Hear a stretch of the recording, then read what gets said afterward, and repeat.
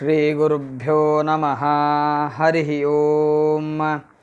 अथ प्रथमोऽध्यायः।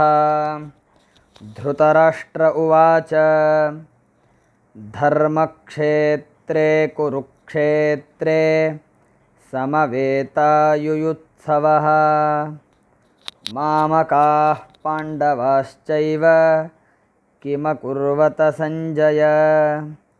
सञ्जय उवाच दृष्ट्वा तु पाण्डवानीकं व्यूढं दुर्योधनस्तदा आचार्यमुपसङ्गम्य राजा वचनमब्रवीत्। पश्यैतां पाण्डुपुत्राणाम् आचार्यमहतीं चमूं व्यूढां द्रुपदपुत्रेण तव शिष्येण धीमता। अत्र शूरा महेश्वासा भीमार्जुनसमायुधि युयुधानो विराटश्च द्रुपदश्च महारथः धृष्टकेतुश्चेकेतानः काशिराजश्च वीर्यवान् पुरुजित्कुन्तिभोजश्च शैब्यश्च नरपुङ्गवः युधामन्युश्च विक्रान्त उत्तमौजाश्च वीर्यवान् सौभद्रो द्रौपदेयाश्च सर्व एव महारथाः। अस्माकं तु विशिष्टाये तान्निबोधद्विजोत्तम। नायका मम सैन्यस्य संज्ञार्थं तान् ब्रवीमि ते।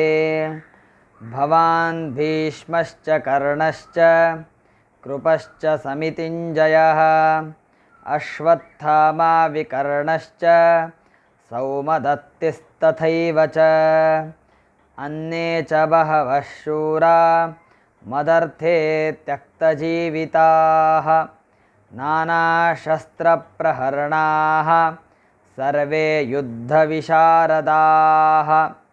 अपर्याप्तं तदस्माकं बलं भीष्माभिरक्षितं पर्याप्तं त्विदमेतेषां बलं भीमाभिरक्षितम्। अयनेषु च सर्वेषु यथा भागमवस्थिताः भीष्ममेवाभिरक्षन्तु भवन्तः सर्व एव हि। तस्य सञ्जनयन् हर्षं कुरु वृद्धः पितामहः सिंहनादं विनद्योच्चैः शङ्खं दद्मौ प्रतापवान्। ततः शङ्खाश्च भैर्यश्च पणवानकगोमुखाः सहसैवाभ्यहन्यन्त सशब्दस्तुमुलोऽभवत्।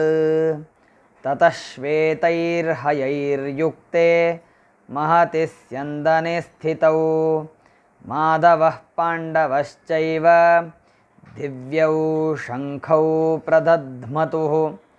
पाञ्चजन्यं हृषीकेशो देवदत्तं धनञ्जयः पौण्ड्रं दद्मौ महाशङ्खं भीमकर्मावृकोदरः।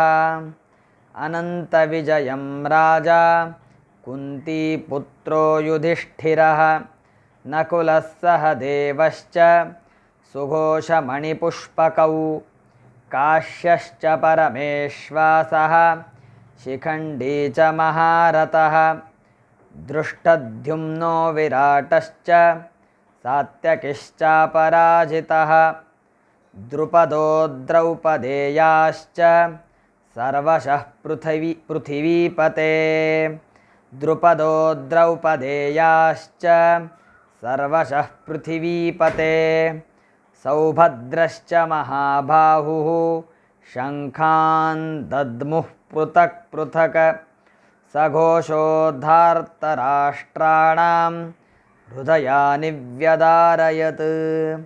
नभश्च पृथिवीं चैव तुमुलो व्यनुनादयन्। अथ व्यवस्थितान् दृष्ट्वा धार्तराष्ट्रान् कपिध्वजः प्रवृत्ते शस्त्रसम्पाते धनुरुद्यम्य पाण्डवः ऋषिकेशं तदा वाक्यम् इदमाह महीपते अर्जुन उवाच सेनयोरुभयोर्मध्ये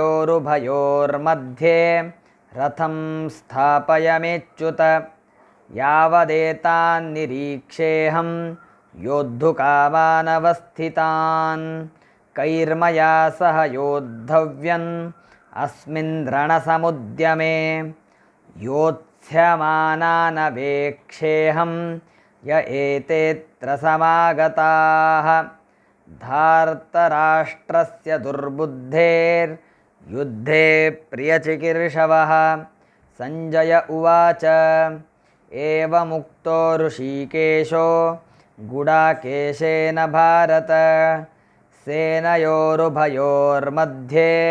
स्थापयित्वा रथोत्तमम् भीष्मद्रोणप्रमुखतः सर्वेषां च महीक्षिताम् उवाच पार्थ पश्यैतान् समवेतान् कुरूनिति तत्रापश्य स्थितान् पार्थः पितॄनथ पितामहान् आचार्यान् मातुलान् भ्रातॄन् पुत्रान् पौत्रान् सखींस्तथा श्वशुरान् सुहृदश्चैव सेनयोरुभयोरपि तान् समीक्ष्य कौन्तेयः सर्वान् बन्धुनवस्थितान् कृपया परयाविष्टो विषीदन्निदमब्रवीत् अर्जुन उवाच दृष्ट्वेमं स्वजनं कृष्ण युयुत्सुं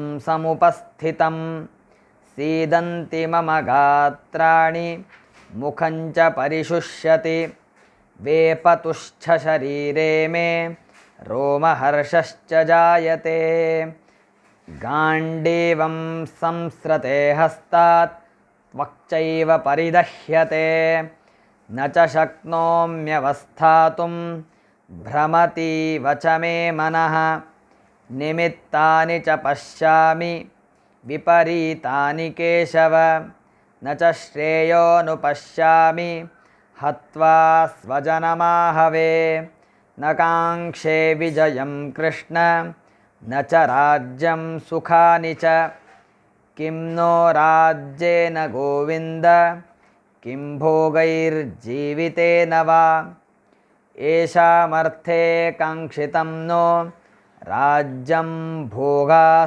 सुखानि च त इमेव स्थिता युद्धे प्राणांस्त्यक्त्वा धनानि च आचार्याः पितरः पुत्रा तथैव च पितामहाः मातुलाः श्वशुराः पौत्राः शालाः सम्बन्धिनस्तथा एतान्न हन्तुमिच्छामि घ्नतोऽपि मधुसूदन अपि त्रैलोक्यराज्यस्य हेतोः किं नु मही कृते निहत्य धार्तराष्ट्रान्न का प्रीतिः स्याज्जनार्दन निहत्य धार्तराष्ट्रान्नः का प्रीतिः स्याज्जनार्दन पापमेवाश्रयेदस्मान् हत्वैतानाततायिनः तस्मान्नार्हा वयं हन्तुं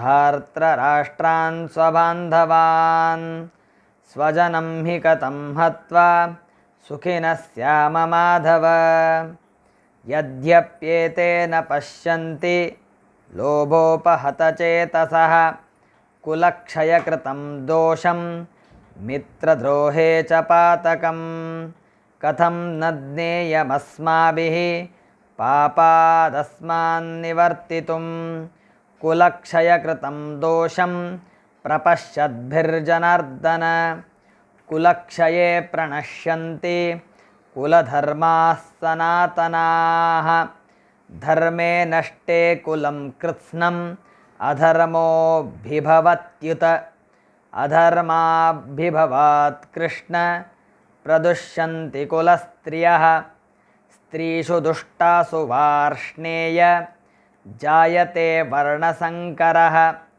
संकरो नरकायैव कुलघ्नानां कुलस्य च पतन्ति पितरो ह्येषां लुप्तपिण्डोदकक्रियाः दोषैरेतैः कुलघ्नानां वर्णसङ्करकारकैः उत्साद्यन्ते जातिधर्माः कुलधर्माश्च शाश्वताः उत्सन्नकुलधर्माणां मनुष्याणां जनार्दन नरके नियतं वासो भवतीत्यनुशुश्रुम अहो बत महत्पापं कर्तुं व्यवसिता वयं यद्राज्यसुखलोभेन हन्तुं स्वजनमुद्यताः यदि मामप्रतीकारम् अशस्त्रं शस्त्रपाणयः धार्तराष्ट्रारणे हन्युस्तन्मे क्षेमतरं भवेत्। संजय उवाच एवमुक्त्वार्जुनः सङ्ख्ये रथोपस्थ उपाविशत् विसृज्य सचरं चापं शोकसंविघ्नमानसः। ॐ तत्सदिति श्रीमद्भगवद्गीतासु उपनिषत्सु ब्रह्मविद्यायां योगशास्त्रे श्रीकृष्णार्जुनसंवादे अर्जुनविषादयोगो नाम प्रथमोऽध्यायः। श्रीकृष्णार्पणमस्तु। हरिः ओम। बोलो श्रीकृष्ण भगवान की जय।